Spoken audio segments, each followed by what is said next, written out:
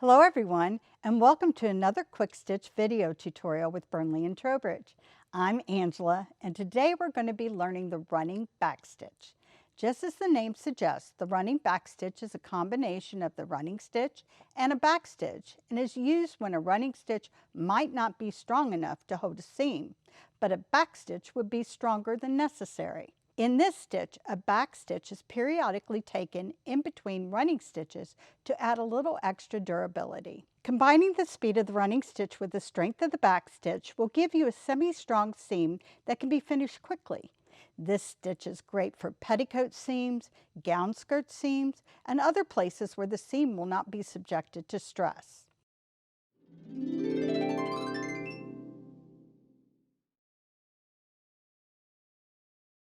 To start, once you've anchored your thread, insert the needle slightly ahead or behind, depending on your anchoring method, just as you would to start a backstitch. Push your needle through, take a bite out of the fabric, but take up another stitch using a running stitch, instead of finishing the stitch as you would in a backstitch. Repeat this process until you've completed your stitch.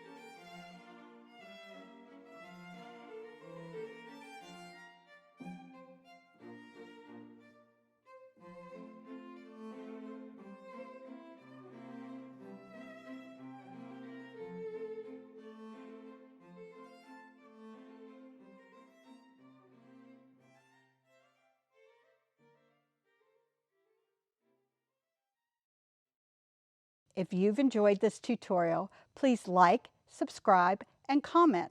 Also be sure to tag us in your makes on Instagram, Facebook, and YouTube. For Burnley and Trowbridge, this is Angela saying thank you for joining us today, and keep sewing.